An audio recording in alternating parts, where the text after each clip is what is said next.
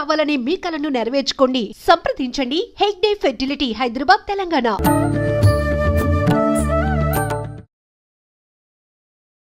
నమస్కారం, welcome to I dream. ధర్మ మార్గం విత్ విజిత కార్యక్రమానికి స్వాగతం. ప్రస్తుతం మనతో పాటు ఉన్నారు విశ్వపతి టీవీఆర్కే మూర్తి గారు. ఇప్పుడు వారితో మాట్లాడి శ్రీరామనవమి విశిష్టత గురించి, అసలు శ్రీరామనవమి ఆ రోజునే ఎందుకు జరుపుకోవాలి, మామూలుగా మనకు వివాహాలు నవమి రోజున చాలా తక్కువగా చూస్తుంటాము, ఎక్కువగా వివాహాలకి మనం ఆ రోజుని ఎంచుకోము, కానీ ఎందుకు రాముల వారి కళ్యాణం ఆ రోజునే జరిగింది, ఇలాంటి మరిన్ని విషయాలు ఇప్పుడు వారితో మాట్లాడి తెలుసుకునే ప్రయత్నం చేద్దాం. నమస్తే అండి. నమస్కారం తల్లి. అయితే శ్రీరామనవమి మనకు కొద్ది రోజుల్లో రాబోతోంది. రాముడిని మనం ఆదర్శంగా, రాముడు సీతల్ని మనము అందరము కూడా ఆదర్శంగా తీసుకోవాలి అని చెప్పి అంటారు. ధర్మము అనగానే రామో విగ్రహం ధర్మ పోలుస్తూ ఉంటారు. అయితే ఆయన గురించి ఎంత మాట్లాడుకున్నా తక్కువే. ప్రత్యేకించి శ్రీరామనవమి రోజున పట్టాభిషేకం, కళ్యాణము, రకరకాల మహోత్సవాలు ఆ రోజున చేస్తూ ఉంటారు. ఆ రోజునే జరిపించడానికి కారణం ఏమైనా ఉందా? అసలు రామనామంలోనే ఎంత ఎంత వైభవం ఉంటుందో అన్నమాట. అసలు ఎంత పుణ్యం అంటే మనకి ఒక్కసారి రామ అని పిలిస్తేట ఎన్నో జన్మల్లో చేసుకున్న పాపాలన్నీ నశిస్తాయి మనకి. ఒక్కసారి రామనామం జపించటంతోనే ఎన్నో జన్మల పాపాలు నశిస్తాయని చెప్తుంటారు. అండ్ అంతకంటే మధురమైన నామం ఇంకోటి లేదు, రామనామం కంటే మధురమైనది లేదు అంటాడు కదా. కీర్తనలో ఒకటి ఉంటుంది కదా, అంటే పాలు మిగిరేలా కన్నా పంచదార చిలకల కన్నా ఓ రామ నీ నామం ఎంతో రుచిరా, ఎంతో రుచి, ఎంతో రుచి, ఎంతో రుచి. సో ఎంత రుచికరమైన రామనామం అంటే మనకి ఆ రామనామంలో ఉన్న రుచి సామాన్యమైనది కాదనమాట. అసలు ఎంతో కాలం నుంచి మన వారందరికీ, మన భారతీయులందరికీ, అంతేకాకుండా ముఖ్యంగా మన ఆంధ్రప్రదేశ్, తెలంగాణ, మన తెలుగు వారందరికీ కూడా రాముడు ఎంతో ఆరాధ్య దైవం. అండ్ మా రాముడు అని చెప్పుకుంటాం. అసలు రామాలయం లేని ఒక కాలం దాకా ఊరు కానీ, అంతేకాదు అది చెప్తాం కదా అందరం, రామాలయం లేని ఊరు ఉండదు. అలాగే ఏదో విధంగా రాముడి పేరు లేని కుటుంబాలు కూడా ఉండవు. అవునా? మొన్నమనేటి దాకా, ఇప్పుడంటే మోడర్న్ టైమ్స్ వచ్చి రకరకాల పేర్లు పెట్టేస్తున్నారు, కానీ మొన్నమనేటి దాకా రామారావు, రామచంద్రరావు, రామిరెడ్డి, రామకిషన్, రామకృష్ణారావు, ఇంతే కదా. స్వామి వారికి సంబంధించి కానీ రాముల వారికి అంతే, రాముల వారికి సంబంధించిన వారు ఉన్న కుటుంబంలో మీ అన్నో, బాబాయో, అన్నో, తమ్ముడో ఎవరో వాళ్ళకి ఈ పేర్లలో రాముడి పేరు ఏదో ఒకటి. ఇప్పుడు రఘురామని, రఘురామారావు, రఘోత్తమ, ఇట్లా ఏదో విధంగా రాముల వారికి సంబంధించింది. రాముడు అనేవాడు అందరి మనవాడు అనమాట. రాముడు అంటే మనవాడు అంతే. ఎందుకంటే మనం చూస్తుంటాం ఎంత ప్రాణంగా మనకి. అసలు ఎందుకు ఎవరినైనా జంట ముచ్చటగా ఉంటే సీతారాములాగా ఎంత ముచ్చటగా ఉన్నారంటాం వాళ్ళని మనం కదా. అలాగే ఎవరైనా చక్కగా ఉంటే సీతలాగా చక్కగా ఉంది పిల్ల అంటాం. సీతారాములు అనేవారు మనతో అంత మమేకం అయిపోయాం మనం అందరం. మన జీవితాల్లో అంతగా రాముడు, మన రాముడు అన్నట్టు అయిపోయేవాడు. నేను ఈ పుస్తకాలు చాలా రాశాను కదా, వెంకటేశ్వరోత్కల్పము, అమ్మవారి మీద, శివుడి మీద ఇలా రాసినప్పుడు మొట్టమొదట్లో రాసింది నేను వెంకటేశ్వరోత్కల్పం.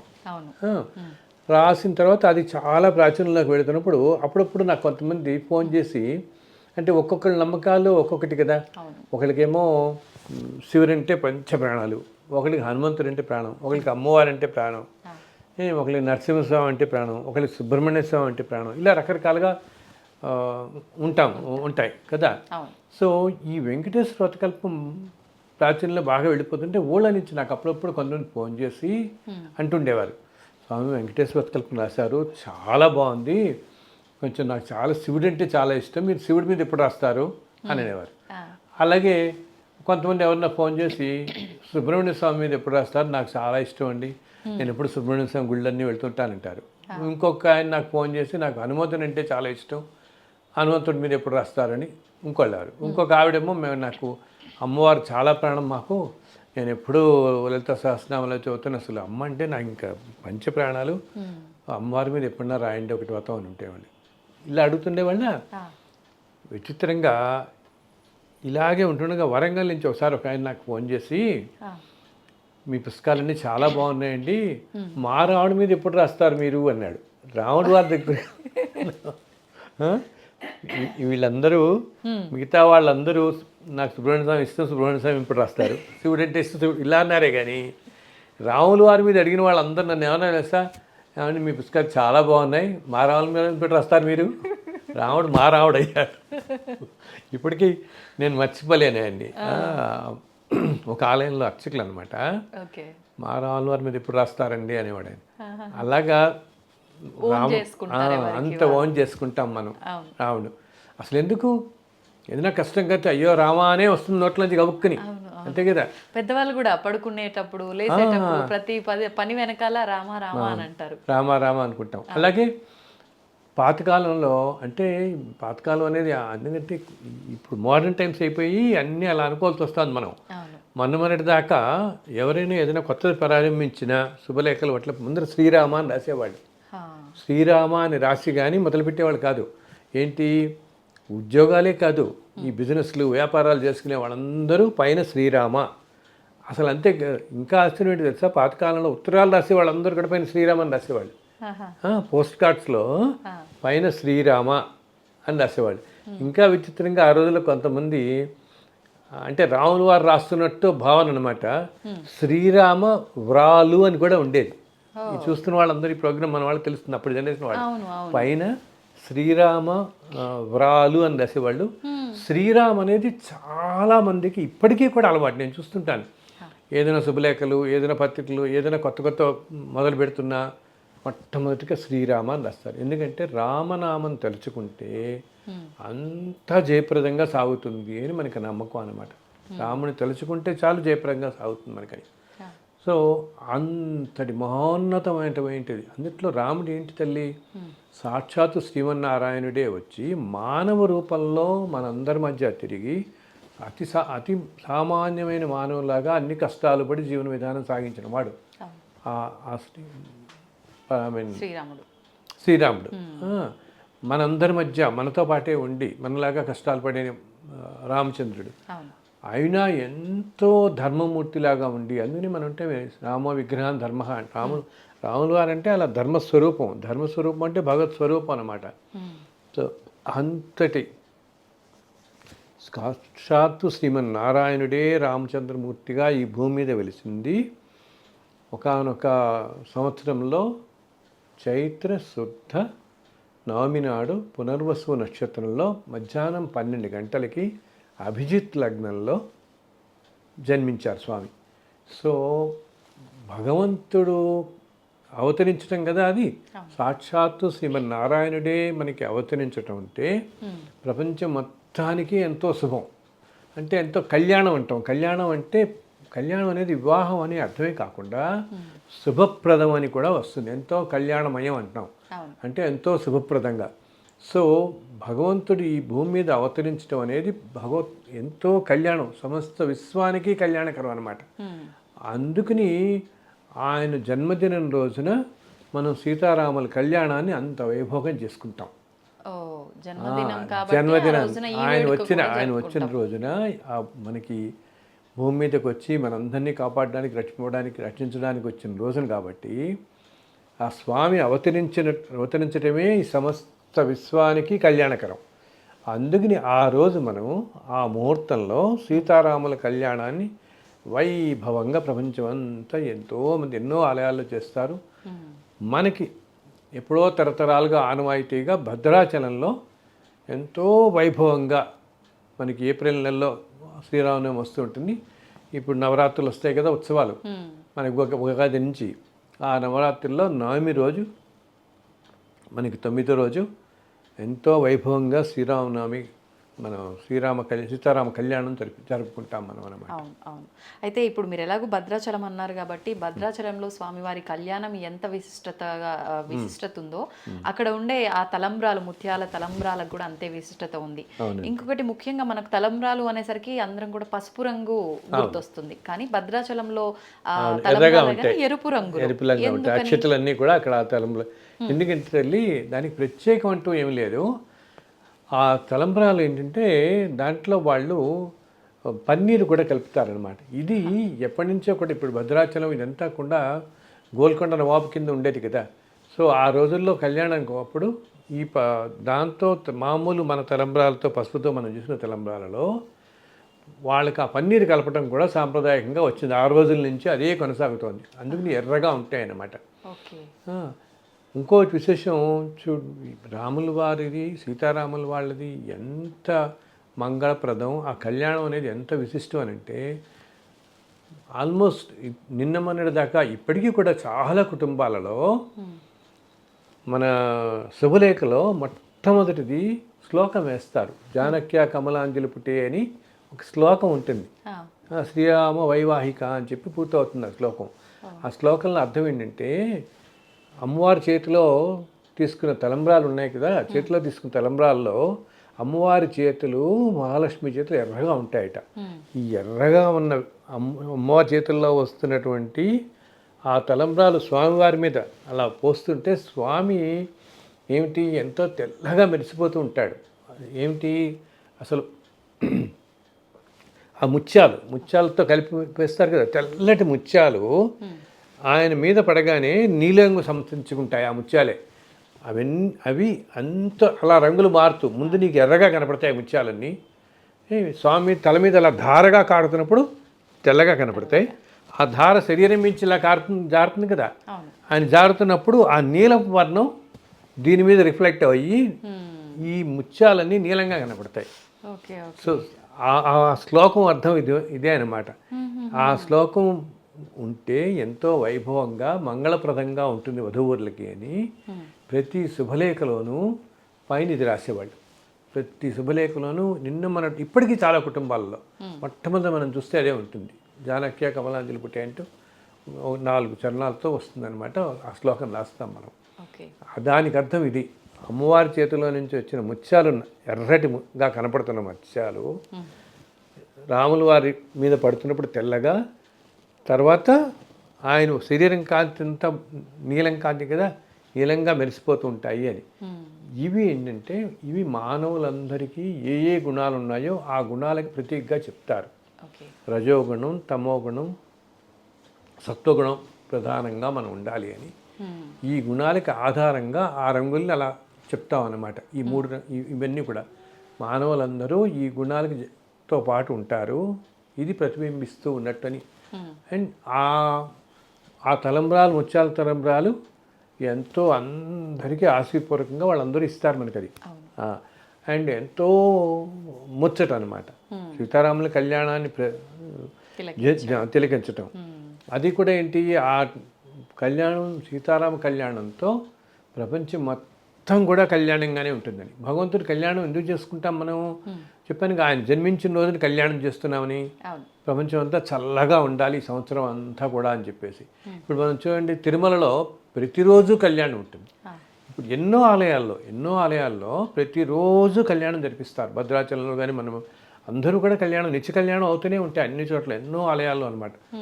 ఎందుకంటే ప్రపంచం అంతా చల్లగా ఉండాలి, కళ్యాణంగా ఉండాలి అంటే అందరూ సుఖ సంతోషాలతో ఉండాలి అని చెప్పేసి ఈ సీతారామ కళ్యాణం వెనకాల ఇంత విశిష్టత ఉందన్నమాట మనకి. ప్రత్యేకించి శ్రీరామనవమి అనగానే మనకు కళ్యాణం అయిపోయిన మరుక్షణమే పానకము, వడపప్పు ఇది ప్రసాదంగా మనకు ఇస్తూ ఉంటారు.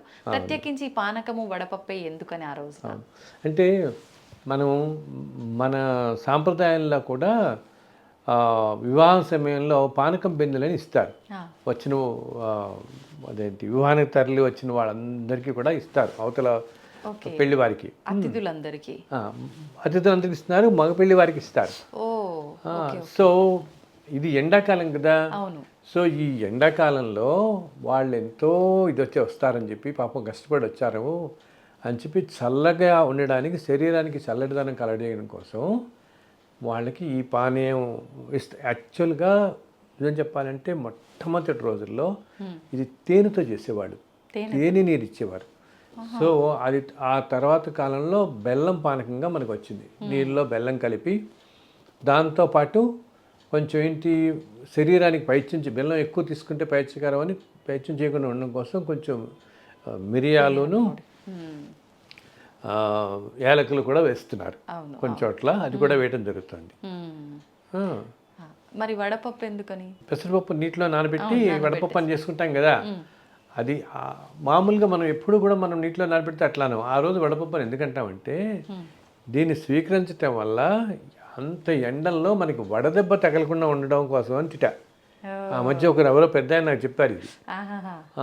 నేను ఇలాగ అడిగితే ఆయన చెప్తారు, ఆయన శ్రీరామనవమికి మీరు ఎప్పుడన్నా చూడండి భద్రాచలం వెళితే ఎంత వేడి ఉంటుందంటే ఏప్రిల్లో వస్తుంది కదా, ఇప్పటికి ఇంకా పీక్ సమ్మర్లో ఉంటాం అన్నమాట.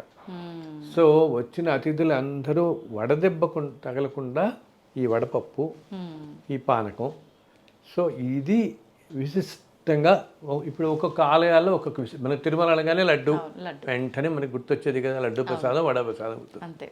సో భద్రాచలం అనగానే సీతారామ కళ్యాణం, వడపప్పు, పానకం, తలంబ్రాలు, ముత్యాల తలంబ్రాలు, పానకం, ఇవి గుర్తొస్తాయి. ఈ విశిష్టత ఇదనమాట. ఓకే. అయితే ఎలాగూ మనం శ్రీరాముని టాపికే మాట్లాడుకుంటున్నాం కాబట్టి నాకు ఒక చిన్న డౌట్. అంటే సీతారాములు ఇద్దరిని ఆదర్శంగా తీసుకోవాలి భార్యాభర్తలు ఇద్దరు కూడా అని అంటారు కదా. అయితే కొంతమంది అంటారు ఎందుకు ఆదర్శంగా తీసుకోవాలి అంటే పెళ్లి చేసుకున్న తర్వాత వనవాసం అని చెప్పి అడవులకు తీసుకెళ్ళటము అంటే కష్టాల పాలు చేసినట్టు, అక్కడికి వెళ్ళైనా కలిసి ఉన్నారా అని అంటే అలా కూడా కాదు, మళ్ళీ వాళ్ళిద్దరి మధ్య ఎడబాటు, మళ్ళీ ఆఖరణ సరే సీతమ్మ వారు వచ్చిన తర్వాత అయినా ఆమెని అక్కును చేర్చుకున్నారా అంటే అక్కడ కూడా మళ్ళీ అగ్ని ప్రవేశం అని చెప్పి రకరకాలుగా, అంటే ఏ రకంగా ఆదర్శంగా తీసుకోవాలి అని దానికి అంటే ఏ రకంగా అంటే ఇది మనం ఇప్పుడు ఇంత అరగంటలో చెప్పలేని తల్లి, మొత్తం రామాయణం గురించి చెప్పాల్సి వస్తుంది. ఇది చెప్పాలంటే ఎందుకు సీతారాములు ఆదర్శం అయ్యారు ఆ జంట ప్రపంచానికి ఈ రోజునంటే, రాముడి వెంట సీత అలా నడిచింది ఇంకేం మాట్లాడకుండా. అవునా, ఆయన రాముడు తెల్లవారితే పూర్తి పట్టాభిషేకం అయ్యి మహాచక్రవర్తి అవ్వాల్సిన వాడు వెంటనే అడవులకి వెళ్ళిపోయాడు కదా. సీతమ్మ వారు కూడా అది కూడా ఏమిటి అన్ని ఆభరణాలు తీసి నారస్తు చీరలు ధరించి ఆయనతో పాటు మన్నాళ్ళు వనవాసానికి వెళ్ళింది కదా. అంతేకాకుండా ఎన్నింట్లో ఎన్నో విషయాల్లో ఎప్పుడూ రాముడి అసలు కొన్ని చోట్ల శాస్త్రాల్లో చెప్పబడుతుంది రాముల్లో ఉన్న శక్తి అంతా అమ్మవారిదే అంటారు. సీతాదేవిదే శక్తి, సీతమ్మవారిదే శక్తి అని. అంత శక్తి స్వరూపం అన్నమాట అమ్మవారు వచ్చింది. సో ఎన్నో దృష్టాంతాలు మనకు కనపడతాయి రామాయణంలో. వాటిలన్నింటినీ కూడా ఎంతో ఆదర్శంగా ప్రపంచాలకి నిలిచిన మూర్తులు అన్నమాట ఆ సీతారాముల జంట మనకి. అందుకని మనం అంత ఆదర్శంగా తీసుకుంటాం. ఇంకా వివరంగా చాలా ఉన్నాయి రామాయణంలో మనం చూసుకుంటే, చెప్పుకుంటూ వెళితే ఎన్నెన్నో సంఘటనలు కనిపిస్తాయి మనకి. అన్నీ కూడా విశిష్టత, ఎందుకు అంత విశిష్టత, అన్యోన్య దాంపత్యం, కష్టాలు పడ్డారు ఎంతో మంది, అంటే సామాన్య మానవులు లాగానే భరించారు ఆ కష్టాలన్నీ చూశారు, అన్నీ పడ్డారు మళ్ళీ. అదేంటి భూమి మీదకి ఒక కార్యార్థమై ఒక ప్రత్యేక కార్యం కోసం అవతరించిన మూర్తులు కాబట్టి ఇద్దరు వాళ్ళు. కానీ భూమి మీద ఉంటున్నప్పుడు ఇప్పుడు శ్రీకృష్ణుడు ఉన్నాడు, శ్రీకృష్ణుడు ఎన్ని కష్టాలు పడ్డాడు, ఎన్ని అవమానాలు పడ్డాడు.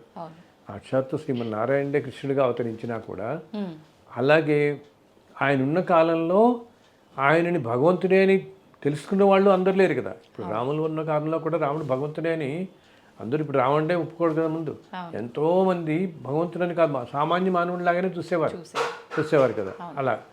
అలా కానీ మనందరి కోసం నిలబడి లోక కళ్యాణం కోసం అవతరించిన మూర్తులు ఆ భగవంతుడు అనమాట.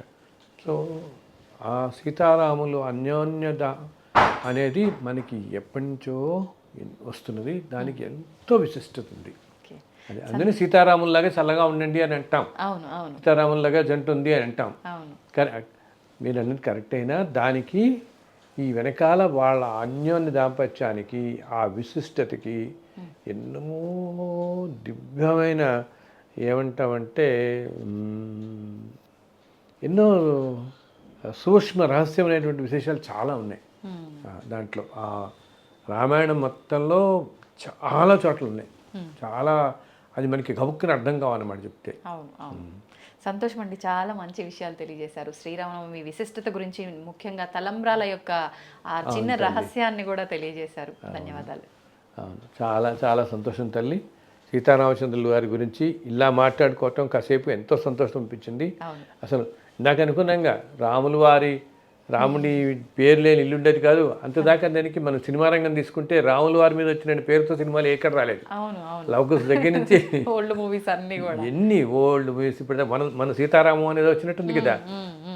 ఆ రోజుల నుంచి లవకుశ నుంచి సంపూర్ణ రామాయణం కానీ ఎన్ని సీతారామాంజనేయ యుద్ధం అని వచ్చింది, ఎన్ని రకాలు ఎన్ని సినిమాలు వచ్చాయో రాముడి పేరుతో.